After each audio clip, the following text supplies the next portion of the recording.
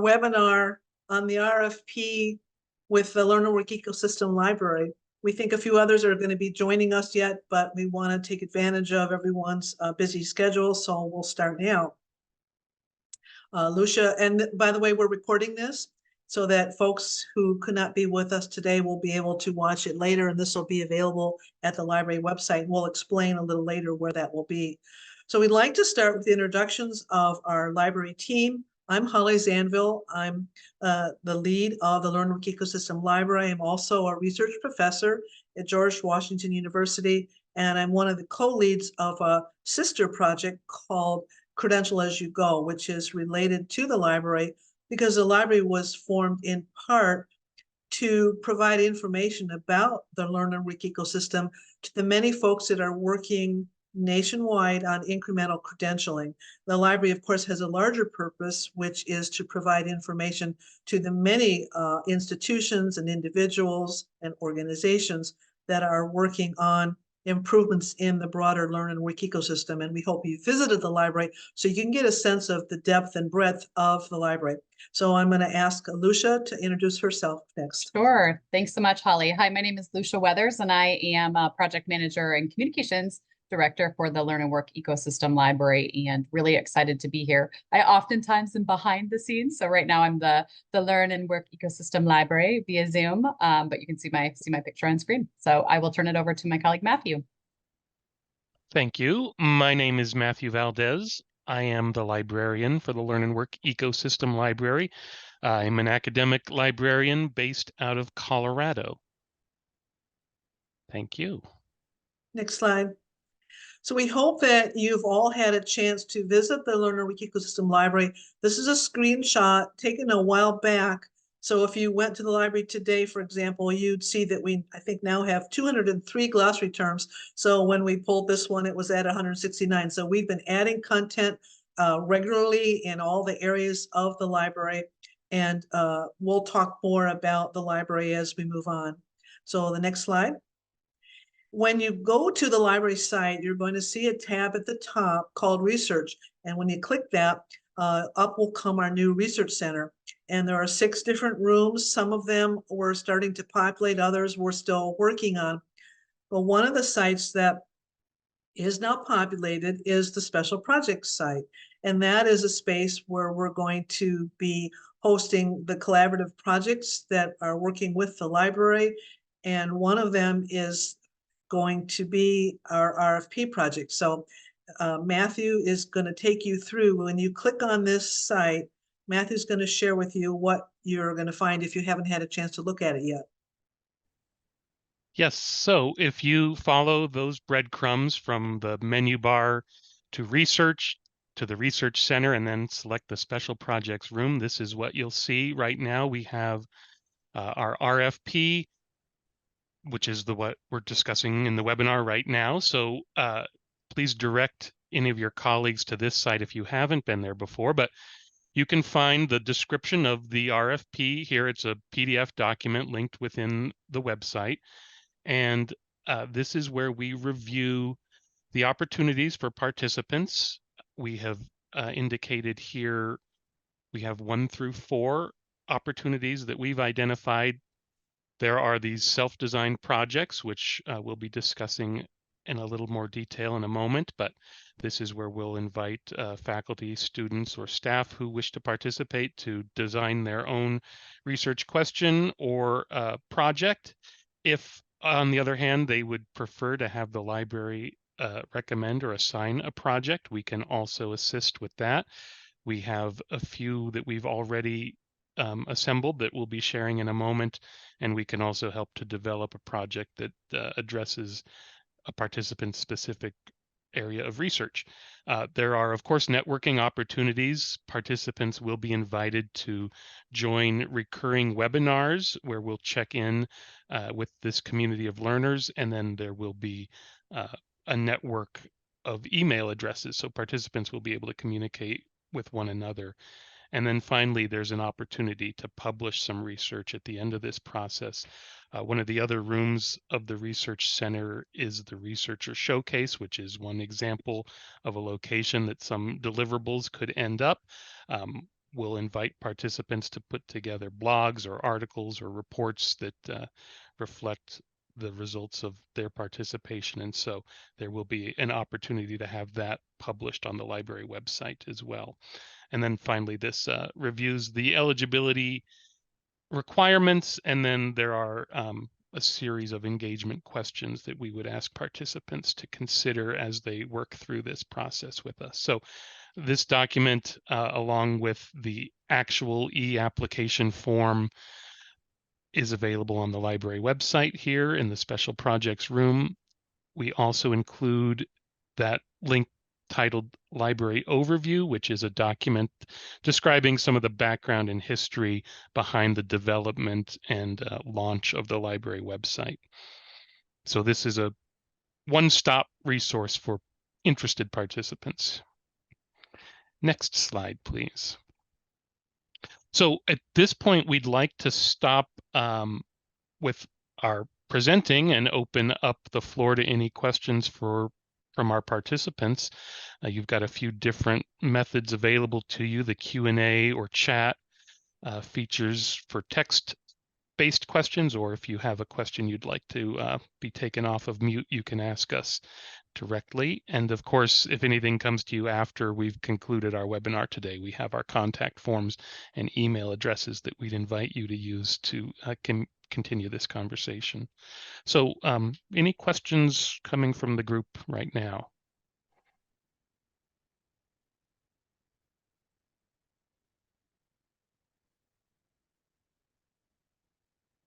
Just give a moment to see if there's anyone typing something. If not, we have some questions that were submitted ahead of time that we can begin addressing as well.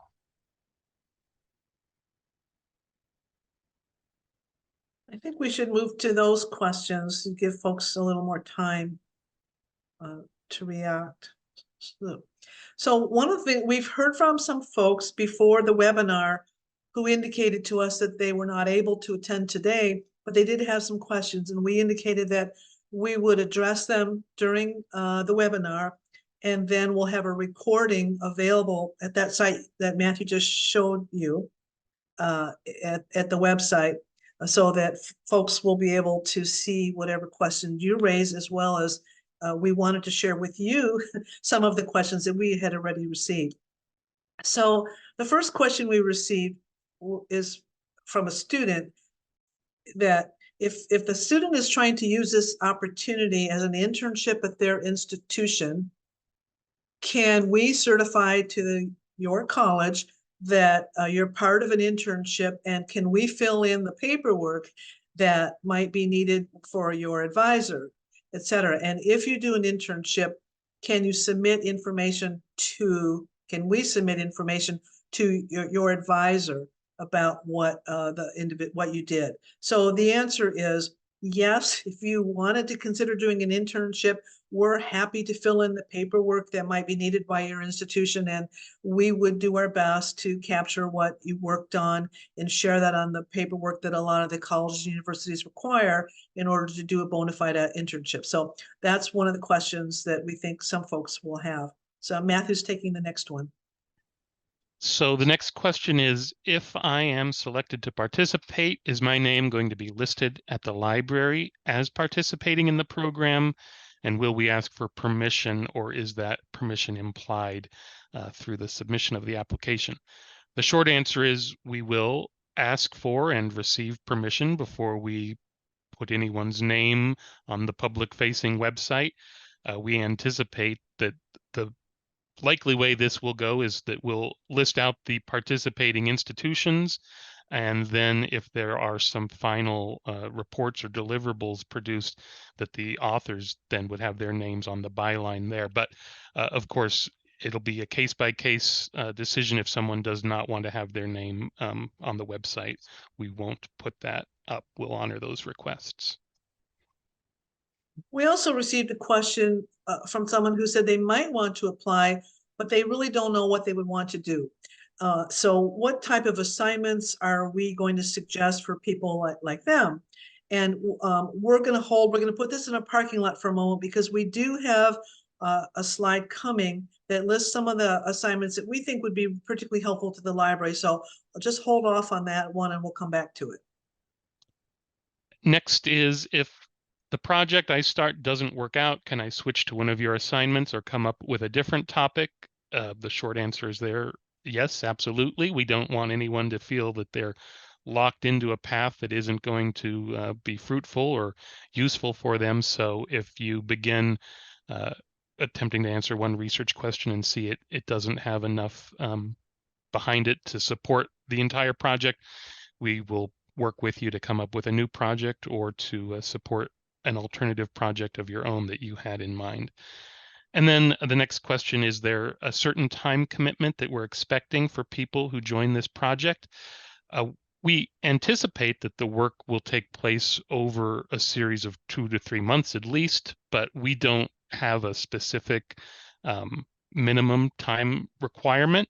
It's, I think, going to be in many cases defined by the scope of each individual project and whatever sort of curricular schedule they're following, if it's related to an ongoing course. But the library isn't imposing a time restriction or a minimum requirement here. Next slide, please. Well, and then I would add on the time question, if somebody wants to take on an internship or wants to do something longer for 6 or 9 month stint and really get into some specifics with the library, we're fine with that too. So we don't want to imply that it has to be short term. We're just guessing that most folks are likely to want to do relatively shortish terms type of projects, but we are happy to consider longer term ones as well. And then the next question we received from someone is, would they have to attend those webinars that Matthew mentioned are going to be available during the projects that the RFP is speaking about? And no, those are voluntary. You wouldn't have to attend, or you could attend some of them, but not other ones. We felt that it might be an opportunity for who's ever participating in this engagement effort to meet one another, to have an opportunity to network and talk about some of your progress or questions with one another. So that's going to be entirely up to the group of folks who really are starting out with this set of projects. The next couple of questions here I'll address. If I start the project but can't complete, what happens? Well, the library isn't going to impose any consequences upon a participant in that set of circumstances. You know, if it is just a pause, then we'll be happy to work with you when you're ready to resume the project. Or if it's a longer interruption, then we can consider a new project to start in a future term. But any consequences to ending a project early would be associated with whatever program the student was a part of, but nothing being handed down from the library in terms of a penalty or a restriction from future participation if that happens. And then the next question, is there a certain level of tech expertise that is required to participate? There is not. We have attempted to design a website that's intuitive and user-friendly so that people from a variety of backgrounds will be able to engage with the content there. In fact, if you encounter challenges related to the technology or the operation of the website, that's information that we would find valuable. We would welcome that feedback from users of any level of tech savviness and expertise. So we're trying to improve that experience. And in fact, if you have some challenges with the website, that would probably be useful information to us as opposed to something disqualifying.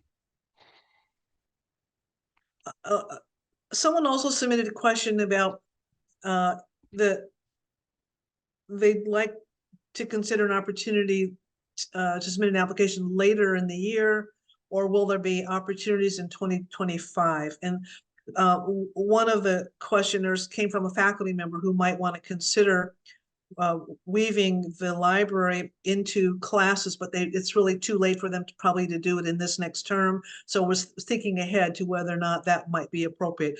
So the answer is yes. We think that once we have the experience going through this the first time, we think that we'll be able to just consider applications on a rotating basis. And then we do think that it makes sense to keep offering opportunities as we get a sense of what kind of interest there is in the library, and particularly the types of topics. So the broad answer is yes. And finally here, we're asked if we could say a little more about the opportunity to potentially publish something at the library. When we looked at the rooms associated with the research center, one of those rooms is titled Researcher Showcase.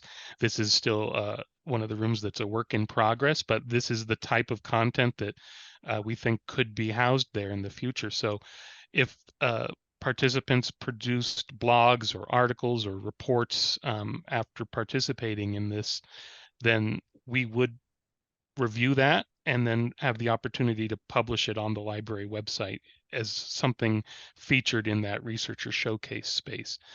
So certainly there is that opportunity, and this is where we'd like to be able to showcase the work of the community and start to bring some voices into the library website beyond just the voices who have been creating content so far.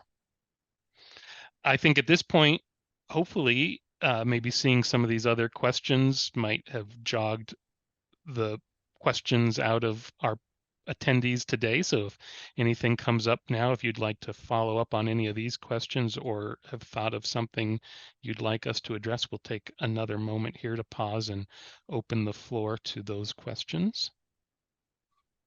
Again, you have the Q&A, the chat, or the ability to raise your hand and be unmuted if you'd like to speak with us.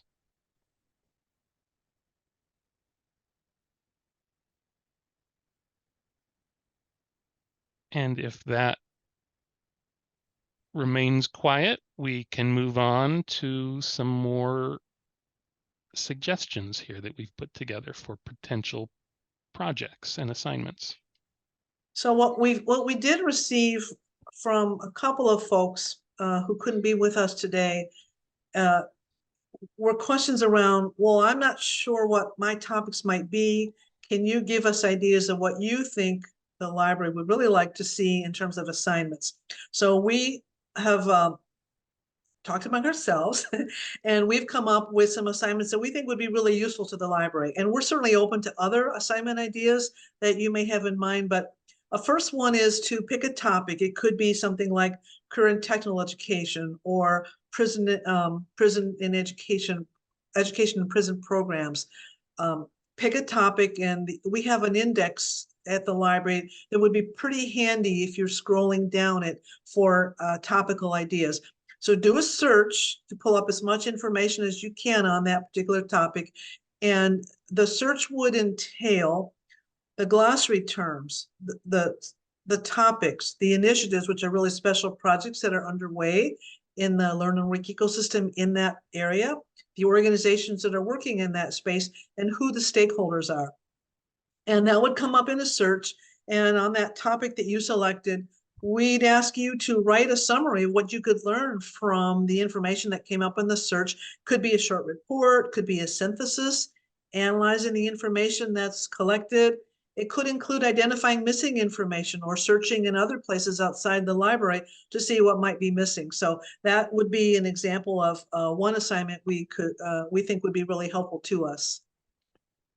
And I see we did get a comment here that we've already addressed the questions that the participant would have asked. So good to know that we're on the right track with what we've already decided to share.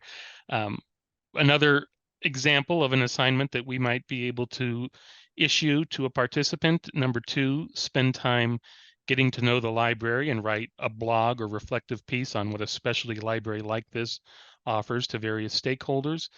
Is it useful, unique, and how could it be improved? So in an assignment like this, we would invite feedback not only on the technical aspects of the website, sort of the architecture of the information and how usable it is, but also the content itself. Is it written in an understandable language for the target audiences? Formatting, content, any sort of improvements, that's the kind of feedback that we would welcome there. So a third assignment area, and this might be particularly useful for folks that are interested in the quality of websites, and I will just share with all of you that in the process of working on the library, we've obviously visited lots and lots of websites collecting information in order to put together the content for the library.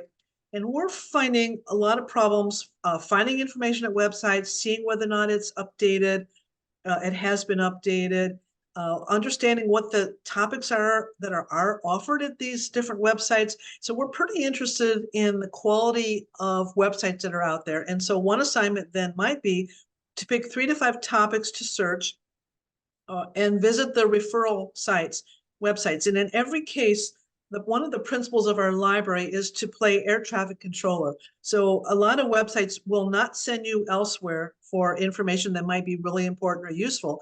One of the principles between the library is that we want to send you off to places that have expertise around certain topics. So we would ask you to visit then the referral sites, which are linked from various parts of the library, and then ask you, how much more information did you learn by going to the referral website? How easy was it to access information at the websites? What did you like about information retrieval from those websites? What did you not like? We kind of would invite someone to write a critique of website information that sits behind several topics at the library.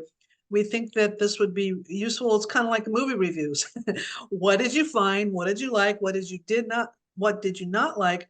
Because it's our view that probably websites, particularly with the rapid advent of AI, who knows what's going to be happening with websites, but they probably need to be improved in order to be useful as a tool from which AI bots are going to pull information. So that we think that there's something in taking some time to review some websites in areas that some of you actually may care about the topics in. The next example we have for an assignment idea, number 4, select 10 artifacts at the library, check for accuracy and clarity of the information provided, and complete a wiki form at the library to request revisions be made and why. Artifact is sort of a catch-all term that we use describing the library content. So that could be a key component, a topic description, an organization description, an initiative description, or a glossary term. Any of those would qualify as a library artifact. And then for those of you who haven't explored the site in much detail, you'll notice if you scroll down to the bottom of any artifact, there is a wiki form built in, an edit submission form on the page, and then that is the form then that we would ask participants to use for each of the 10 selections. Just use that form at the bottom. They could indicate in the subject or the top line there that this is related to the RFP, and then provide both their requested revisions, and if they have links to the sources that they would reference for those revisions, include those too. That would be helpful for us to make improvements on those artifacts. And here's another idea that we would like to see some folks take on, and that is to really review the design of the library. We have many different components, and we would ask folks maybe to develop a checklist that they could use to guide their review.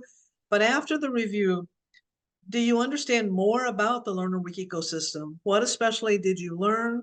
What has been most valuable? Where else could you go? Do you go to obtain this type of information? We're really wondering whether or not the library can be a useful instructional tool that might go along with textbooks or other open educational resources to describe the area of the Learner Week ecosystem. So one assignment would be in that area to inform us about how well it actually could serve as an instructional tool.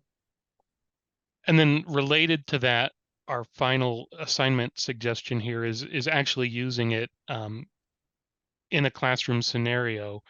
If a faculty member would like to use the library as part of a class assignment, we would ask that they describe the assignment and then indicate how it went after the fact. So this is where we envision the library website sort of working like another reference source that students would be able to access, like a online encyclopedia or online dictionary. So designing an assignment that would specifically call on use of the library as a resource, and then share with us the reflections on how successful or useful it was in that scenario.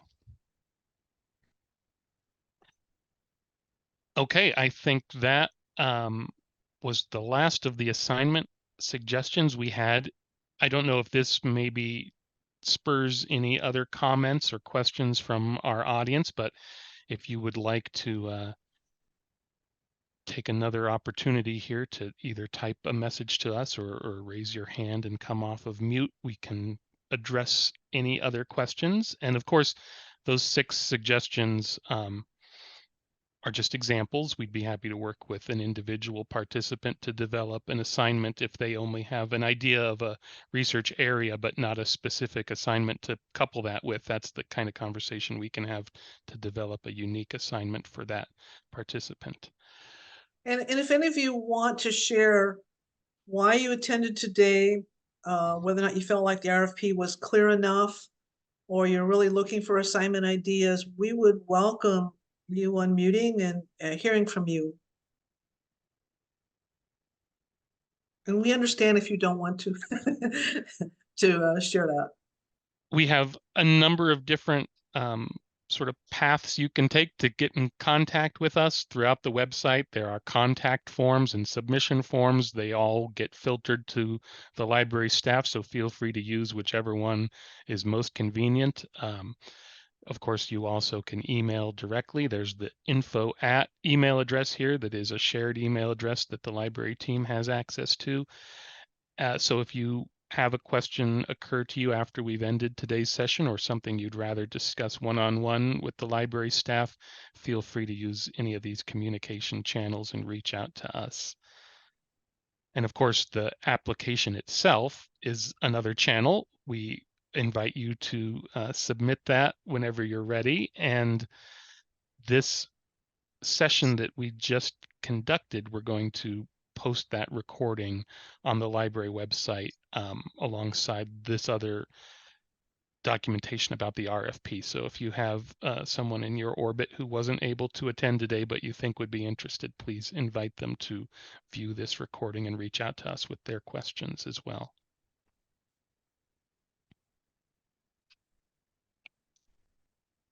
I'm not seeing anything else come through chat for the Q&A. So I think I don't That want to means cut we can anyone give off you if back, they're in the middle of typing, but if not, yeah, we can give you back return time in your half an day. hour.